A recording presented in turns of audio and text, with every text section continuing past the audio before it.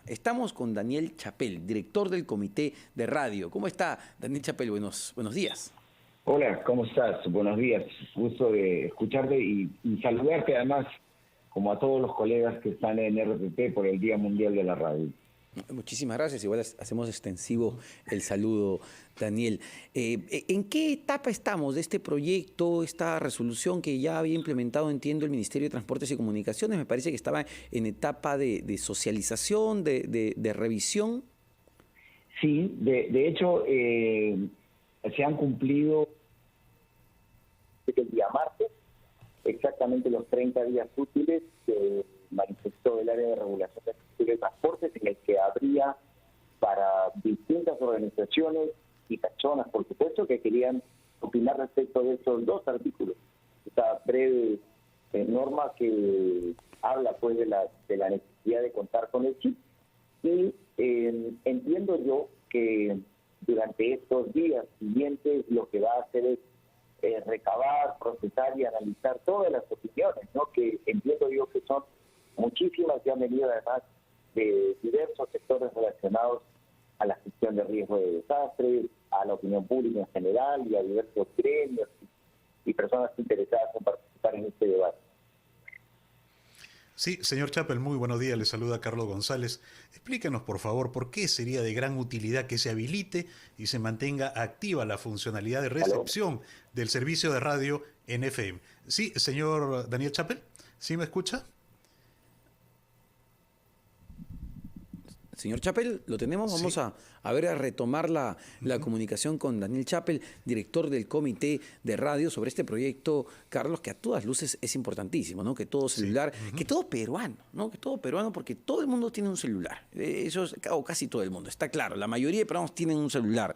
Entonces, lo importante de contar en estos equipos con la radio, sobre todo en situaciones de emergencia, ¿no? En situaciones donde a veces no sabemos qué hacer. Y el único medio para informarnos es justamente la radio. Pero ya retomamos la comunicación con Daniel Chapel. Carlos, tu pregunta, por favor.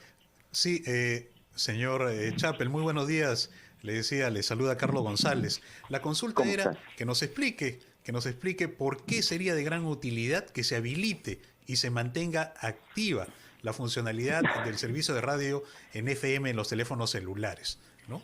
Para que nuestros ciudadanos lo tengan claro de su importancia. Bien, Carlos, y agradezco la pregunta porque pareciera durante estos últimos 30 días que hemos, por diversas razones, estado conversando sobre la importancia que tener el chip de la FM en la radio, en el celular, fuera un fin, cuando en realidad hay un medio, es solo un medio. Así y hay una importancia muchísimo mayor, y agradezco la pregunta. En principio, la frecuencia modulada y las radios cumplen una función de cercanía local como ningún otro medio. De hecho, sigue siendo el medio mundialmente más usado, digamos, por la población. Pero disponer de la radio y tenerla al alcance de la mano en realidad le permite a las autoridades poder transmitir mensajes desde un punto a múltiples puntos, que es lo que la radio hace. Cuando usted y yo conversamos a través del celular, estamos conversando de uno a uno. Cuando conversamos a través de redes sociales, interactuamos en un grupo.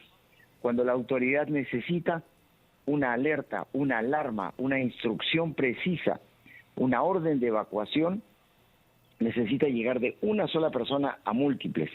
Y en esto la radio tiene un alcance inigualable en todo el país.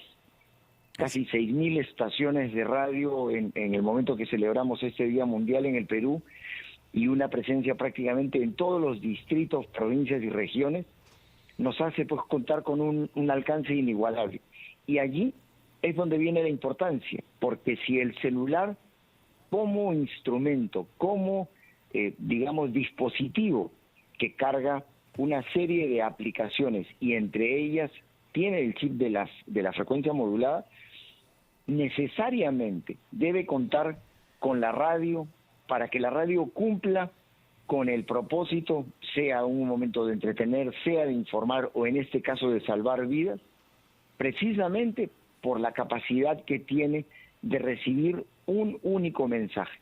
una voz como la de Jesús Miguel Calderón, una voz como la de las instrucciones de ustedes al frente del micrófono, tratando de dar una mano para poder salvar vidas en un momento determinado. Y por lo tanto, la presencia del chip de la FM es el primer paso. Es tan solo el primer paso, porque una vez que lo tengamos, debemos de pasar necesariamente a tender un puente que yo creo que además va a ponerse mucho más intenso con la autoridad que gestiona las alertas para la población, que es el INDECI. El área de alerta temprana, que cumple un papel fundamental, ha tenido hasta hoy un sistema que está partido, que está no está concatenado. Omar y Carlos, ustedes, como todos nosotros, recordarán cuántas veces participamos todos en los simulacros de sismo, por ejemplo, ¿no es cierto? Pero en el momento en el que participamos, todos dicen, no se olviden este día miércoles a las 10 de la mañana simulacro. Ok, y la gente sale y evacúa y hace el ejercicio. Uno nunca se pone a pensar que eso es solo el 50% del examen, porque todos damos por hecho que ese miércoles, por ejemplo, a esas 10 de la mañana hipotéticas, hemos recibido una alerta y por supuesto evacuamos. ¿Alguna vez, yo les pregunto, han ejercido ustedes algún simulacro entre el sistema de gestión de riesgo de desastres, el IGP, que pasa la información a Hidronap, que llega a RPP, y tomamos el tiempo y los segundos, cuánto nos demoramos entre que se recibió la alerta o la alarma, por ejemplo, y informamos a la población? No. Esta segunda parte es la gran tarea para completar un sistema de alerta de emergencias que efectivamente salve vidas. Y cuando ejerzamos esa parte del simulacro, nos vamos a dar cuenta que aquella decisión que el Ministerio de Transportes y Comunicaciones tomó para incluir el chip de la FM habrá sido una de las mejores decisiones que se hayan hecho en materia de salvar vidas y hacer prevención. Ahora, Daniel, parece bastante lógico, en verdad, conversando sobre este tema, uno dice, pero bueno, de todo celular tendría que tener radio, y es algo que no perjudica en ninguna manera al usuario, todo lo contrario, le agregas la posibilidad de tener una plataforma a la mano en su celular. Pero ¿hay oposición a esto o representa quizá un costo adicional para los fabricantes de celulares, las operadoras? ¿Quién se puede oponer a una cosa así? Yo creo que ¿Un costo no. para el Estado?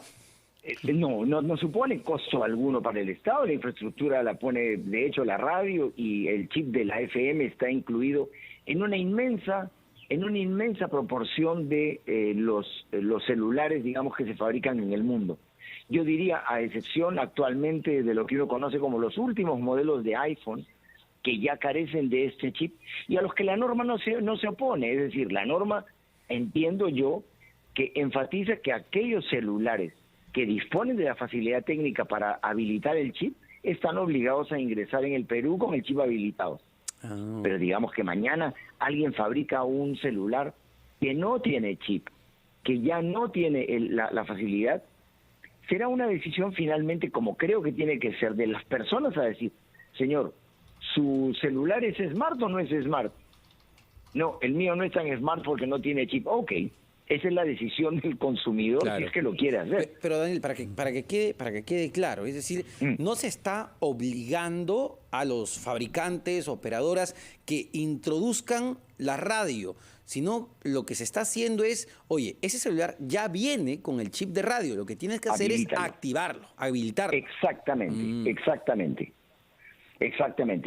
Podrían haber observaciones, porque bueno, tenían un contrato que les iban a entregar una cantidad de celulares sin habilitar. Bueno, habrá que adecuarse a la norma.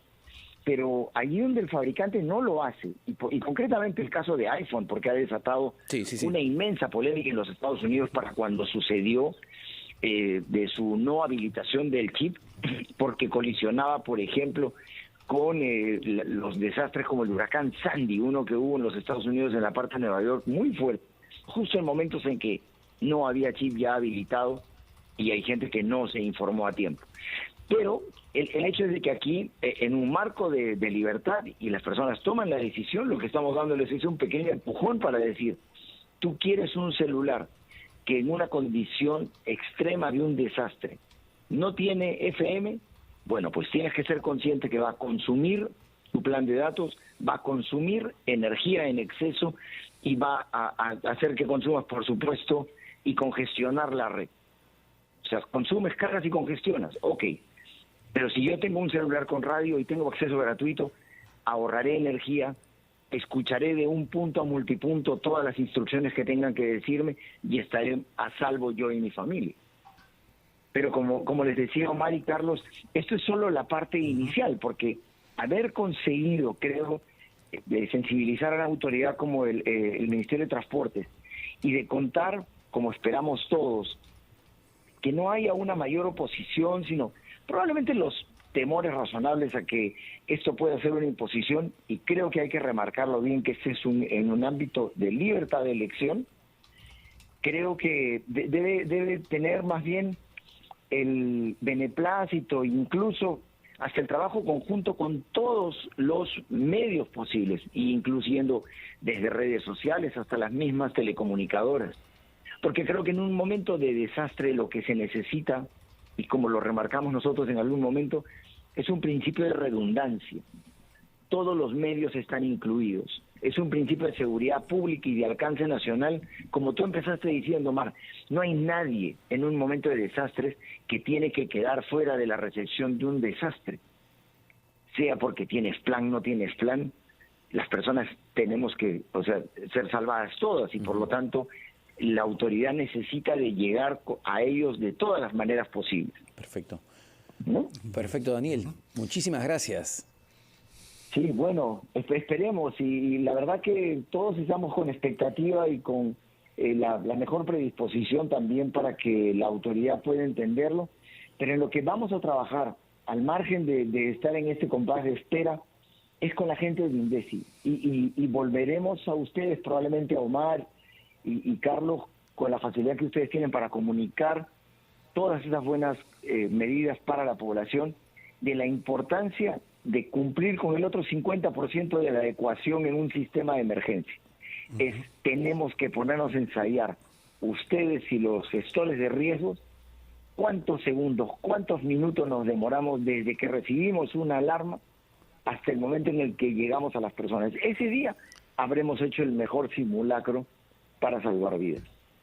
Esperamos que esta propuesta pues siga su cauce, porque indudablemente es un gran aporte para la comunidad. Agradecemos a Daniel Chappell, director del Comité de Radio, por este diálogo en Ampliación de Noticias. Muchas gracias.